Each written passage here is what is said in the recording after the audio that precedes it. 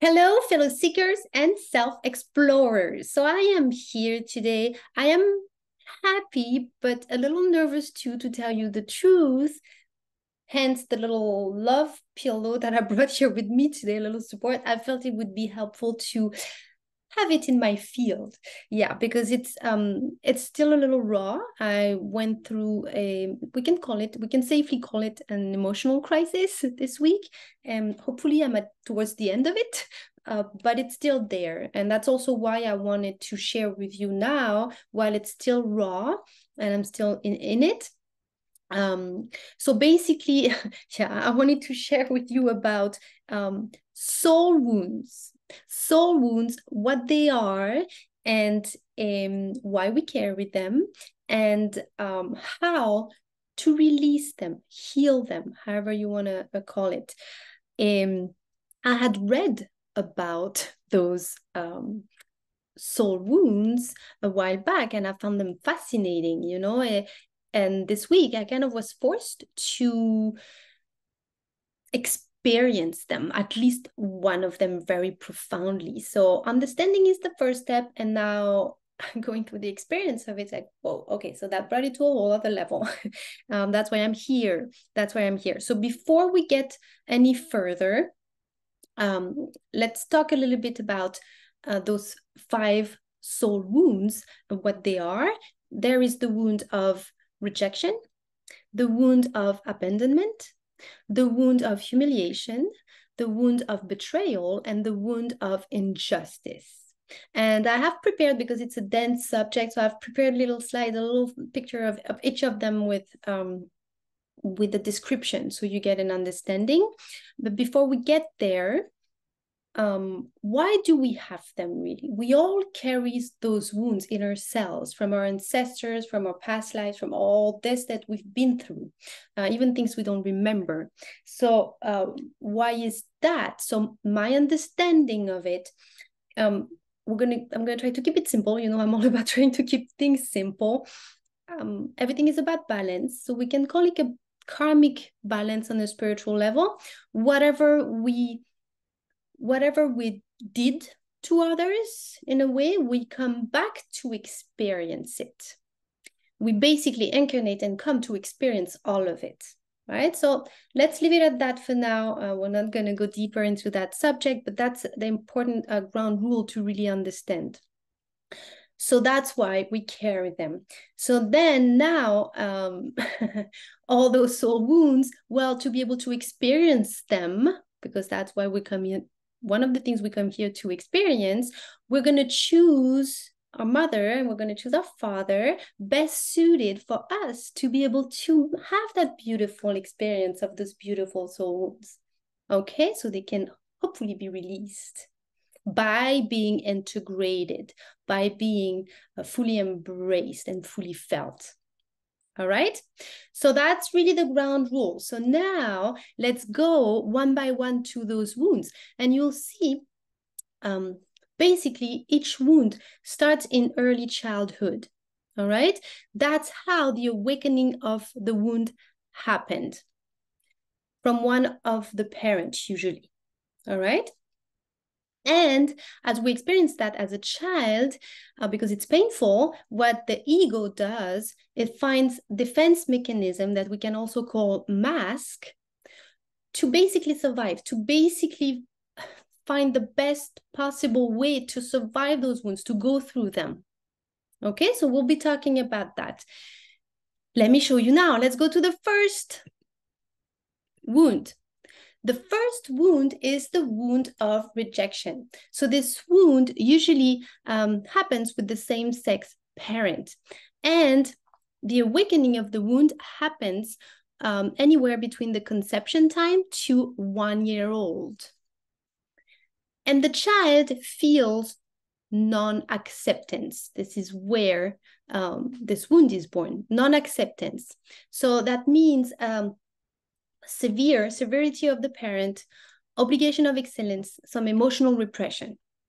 All right. And the mask, which is the defense mechanism that the ego creates to survive, to face those challenges, is withdrawing. So as an adult, as an adult, when we suffer from the wound of rejection, we tend to be solitary, to withdraw. All right. And those are just basic things. Again, you can do your own research. Please do your own research. Those are just little things here and there to see if you resonate with them. As an adult, we can suffer from low self-esteem. Also, we may doubt our right to exist, and we seek solitude, right? Why? Because we wouldn't know what to do if we received the attention. We may feel different from family members, all right? And also, we may have developed means of escape. We can tend to use alcohol, drugs to escape. And another very important key point when we suffer the wound of rejection, our ability to work actually anchor us. Okay, we do not ask for help, difficulty to ask for help, and we can be extremely perfectionists. We reject ourselves, and there can even be tendency to self-sabotage. So that's the wound of rejection between conception time to 1 year old. Okay, so that's the first wound that is created. It has to do with being. Some wounds we'll see later has more to do with doing or having. This one really touches deep the core of our being. Just like the second wound is the wound of abandonment, the one I connected with painfully but beautifully. Abandonment usually is with the opposite sex parent, and it happens between the age of 1 and 3. So the child feels unexplainable loneliness and deep profound loneliness and sadness. All right, because the child felt emotionally not nourished enough. So it can be because there is an absent parent, or even both parents are present. It can be some kind of emotional barrier. All right. And the mask, the defense mechanism used when we suffer from that wound is dependence. And as adult, that makes us very needy. Okay, so we may need to be taken care of when we suffer from, we need to be taken care of when we suffer from that wound. We are emotionally dependent, and we have this tendency to merge in relationship with the other person. And we need to be in the center of attention. We tend to bring the conversation back to ourselves, and also a tendency to play the victim role. Yes, totally me. I totally do that. I was able to see this week very, very clearly. And also we can cause drama to cause pity. I found myself there too. We also can overdo it to get compliments and reassurance. And also, when we're doing something for someone, we do expect return of affection. Also, we can be very afraid in front of someone angry. Okay, so that's the wound of abandonment. I recognize myself in that one so much. So while I recognize myself in all of them, this one was the one that really I got to connect with this week. So I'm sharing this with you guys so you can feel into them. Feel into them. If there is one that really you recognize yourself in, that's the idea here. So then you can take it a little further. All right, let's go to the third one. Woo, the wound of humiliation. I did feel that too. So you'll see also, let me come back here for a second. Some wounds are interconnected. Some wounds are directly linked to one another. And again, it's such a wide subject. I really invite you, if you want to dive more into the subjects, there are amazing books. You can find everything now online on the internet. So really dive into it if you want to know more. It's really interesting. And it's about getting to know yourself better, at the end of the day. So, all right. So let me come back here. Humiliation. So humiliation usually happens with the primary caregiver. So usually the mother, because we consider the mother to be the primary caregiver, but it's not always the case. So primary caregiver between 1 and 3 years old. And the child basically felt frustration. Why? Usually because it has to do with some pleasure. It felt shamed after experiencing sensual pleasure. So it can also be like a child wetting himself, peeing in himself and being shamed for it. Okay, feeling shamed for it. So the mask of this is masochism. I hope I pronounced that right. Excuse my French if I didn't. Masochism, I think that's the way we pronounce it.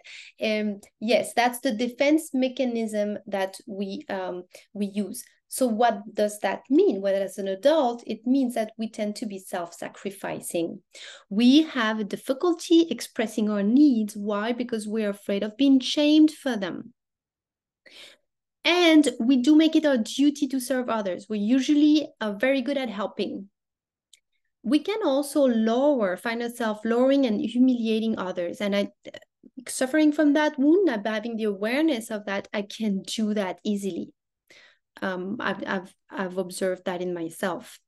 Also, we are willing to do anything to be seen as worthy. We have self-blame tendency, and we can feel inferior, unworthy, and dirty. And interestingly enough, our greatest fear is freedom. We're afraid of overindulging in pleasures, in sensual pleasures, in any kind of pleasures. So our greatest fear is that freedom for an overflow of emotions, of sensation. And interestingly enough, this is our greatest need, freedom, when we suffer from that wound. We are afraid of being punished if we enjoy life too much. So I really resonate also with that wound. So remember, we do carry all those wounds inside of ourselves. All right. So it's not about releasing all of them and freeing ourselves. No, it's about understanding that that's the path we're on and the journey, the beautiful journey we're on. Right. And it starts with the self-awareness. So sharing those here with you guys is just to plant seeds and see where you're at. And if some wounds, maybe the next few days are going to come, then you're going to be able to have the awareness of it. It's going to change everything. When we have the awareness, then we're able to transform. Okay. All right. So let's go to the fourth one, which is betrayal. The wound of betrayal happens usually with the opposite sex parent between the age of 2 and 4. And the child felt disappointment. That's really why this wound is awakened. When the child felt disappointment, he can have felt manipulated, betrayed, or let down by the opposite sex parent, usually. Okay? And the mask, the defense mechanism of that wound is control. Okay, and as an adult, that makes us mistrustful. So here are some common possible, doesn't mean we carry all of it, right? But we can tend to believe we're right, and we can impose our point of view on others. Our reputation when we suffer from that wound is very important to us. Also, it's important to us to maintain an image of being responsible, strong, and efficient. And also, we demand for things to be done our way. Let's say if we delegate something, we're going to be watching, being on top of everyone and making sure it's done the way we want it to be done. We tend to be suspicious, and our greatest fear is really to be taken advantage of. We have high expectations of others. And also a very key point when we suffer from that wound, lies is something we don't tolerate from others. And also we may tend to blame others for our own failures and suffering. So that's the wound of betrayal. All right, so we have one last one. And remember, this is not limited at this. It's just like little key points here and there that maybe you might recognize yourself in those, like, oh my God, yes, right? You might recognize maybe your defense mechanism, your mask, or remember, this is about self-awareness, right? Just observe, see where you can recognize yourself, because we all carry those wounds, okay? All right, the last one is the wound of injustice. All right, so the wound of injustice The awakening of that wound happens usually from the same-sex parent between the age of 4 and 6. All right. And this is when there is parental coldness, meaning the parent of the same sex might be severe, and there may be an obligation of excellence and also emotional repression. So this is when that wound gets born. The mask of that wound, the defense mechanism, is rigidity, which as an adult, really what happens is we are cut off from our feelings. All right, here are some key points that you can look at when we suffer from that wound. We tend to seek to conform to ideals and be perfectionist. Also, we resent being wrong and making mistakes. We are attracted to all things noble, and we also tend to glorify knowledge. We are very sensitive when we suffer from that wound, very sensitive, yet we are perceived often as cold and insensitive. We have a difficulty to feel pleasure and express our emotions. We can make it difficult to have intimate relationships. And also there is a tendency to appear positive and optimistic at all times, and we rarely admit experiencing problems. We hide emotions behind derision, behind humor. Also, another very good point, key point of that wound of injustice is we do not support laziness. Why? Because we're always active. Why? Because being lazy would be really an injustice to ourselves. And another beautiful point of that, when we suffer from that wound of injustice, we have a difficulty to receive, because then we feel indebted and we don't want to feel in debt. All right. So those were the five soul wounds. So maybe you recognize yourself in one of those. Maybe if you're like me, if you've been like through something difficult the past few days, or maybe you can reflect on the last event you went through that triggered some deep, difficult, painful emotions. Maybe you can sit with yourself and reflect on that. Reflect and wonder about your defense mechanism, the emotion, honor the feeling that got triggered. Remember, it's about awareness. That's it. You know, we cannot change or heal something we don't acknowledge. So the first step, and that's where we're coming now to the steps to release, to heal. I almost wanted to, I think I need to do another video on healing, because it's true that we all like, we need to heal this, but it's what does healing means really, and that's important to understand. Healing is about becoming whole. It's about becoming whole. We'll do another video on that. It's another key piece to understand. But please be mindful. Healing or releasing, it's not about getting rid of. It's about becoming whole. It's about integrating the information. It's important to understand that, okay? So I'm going to share with you now the steps. I put 7 steps.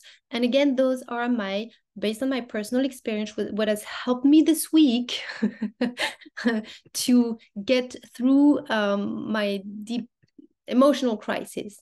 All right. So releasing soul wound. The first step, and I said this earlier, be aware. We cannot change something we don't acknowledge. Be aware that we all have those wounds inside of us.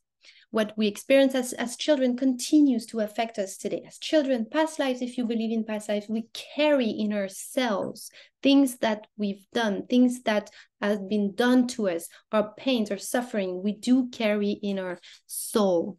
So be aware of that, know that. That's the first step, okay? Once you're aware of this, well, second step, identify. So maybe, as I was sharing with you, for me, it was easy. I had the abandonment wound showing up very strongly this week. So boom, I identified it. Beautiful, beautiful. If you don't have anything right now and you're interested in doing that work, that exploration with the soul wound, well, just see what's going to come up next, or we can reflect on the different trials that you've been through. All right? And identify the main feeling that it triggered, and identify your defense mechanisms, your mask. that you use. Okay? Once you've identified the wound or the main wound, let's say you want to work on, explore, release, however you want to call it, integrate, then, well, the third very important step, and they can go hand in hand, the second and third, but I separated them here. Accept it. Accepting it is key. I'm one who's very hard on myself, and yeah, so for me, I always need to remind myself it's about non-judgment. It's about taking a step above and becoming the observer from a spiritual perspective. Look at it with non-judgment. We all carry those wounds. Remember, all of us. And a statement that is helping me when I get stuck in my head or when I'm judging or rationalizing, having things to solve is part of the human experience. It is part of the human experience, right? So remember that I am also all about fun and play. So you can look at that also with a more, maybe playful, experiential heart. It doesn't have to be all right or wrong, and we're judging ourselves so much, So accept it, look at it, observe it with non-judgment. That's a key point. If not, we're not going to go anywhere. All right, and then once you have that, you're aware, you've identified it, you fully accept it and embrace it, yes, then you get to decide. And that's an important point, and I used to get stuck there quite a bit, because our willpower is important, is a very key part of the healing process, and only we can do it. And suffering myself from the wound of abandonment, I always seek someone to help me and rescue me because I don't believe I can do it alone, right? Only we can do it. We have to be willing to and consciously choose to do it. That's a key point. We have to be involved in our own healing, okay? And the fifth step, another one that I struggle with, and I got stuck there for a while. So listen to this. Ask for support, because only we can do it, but we cannot do it alone. We need to open ourselves to receive support. And I'm going to come back here just a little bit to share what happened to me this week about that. I have been learning to receive for a while. It's an ongoing learning experience, little by little. And I forget, so I practice again until I forget, and I practice again. And this week, I found myself suffering so much after a whole day going through that on and off and stepping back and not wanting to do it. And then I heard myself feeling so lonely and sad and empty, and was so hard that I prayed. And I've done that only in the very intense suffering moments. So I found myself praying for help and support and guidance. And guess what?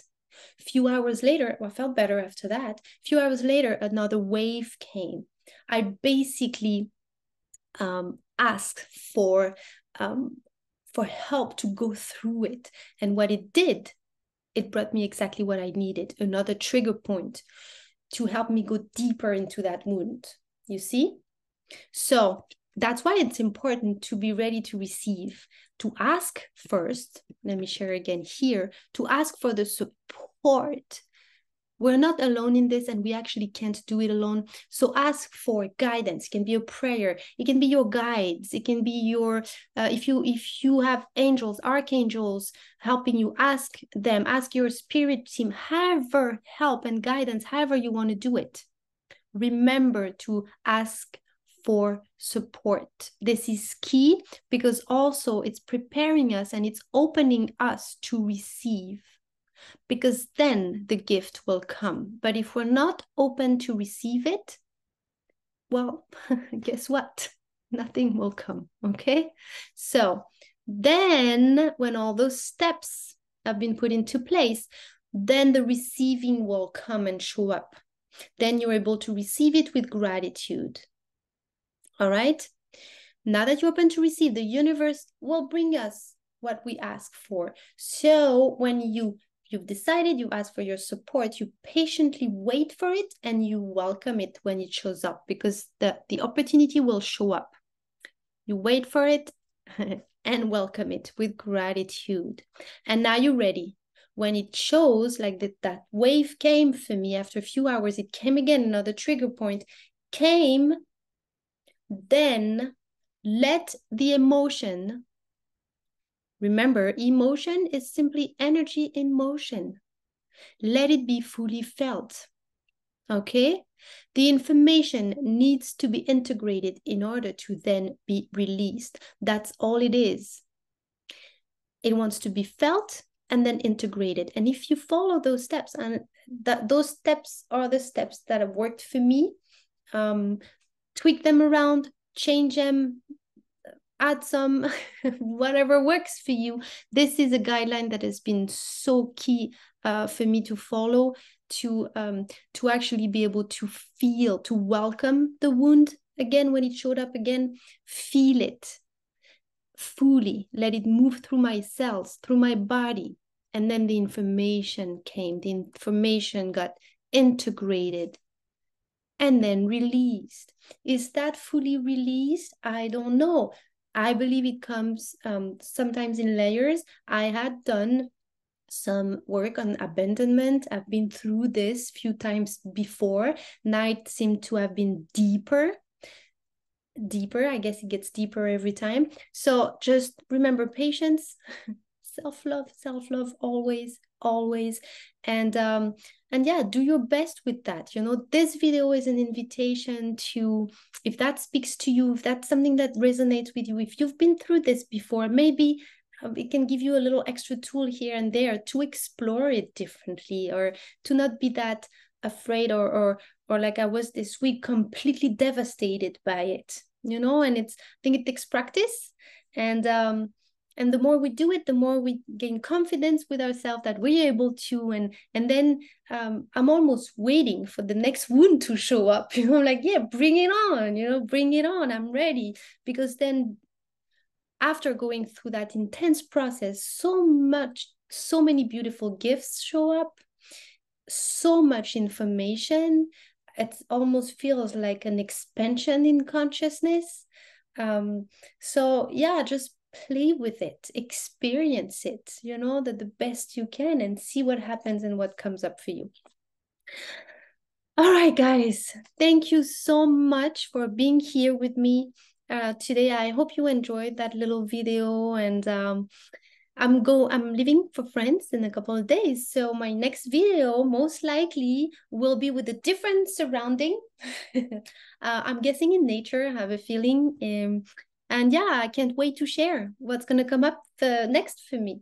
All right, guys, have a beautiful, beautiful, beautiful weekend, and a beautiful self-exploration.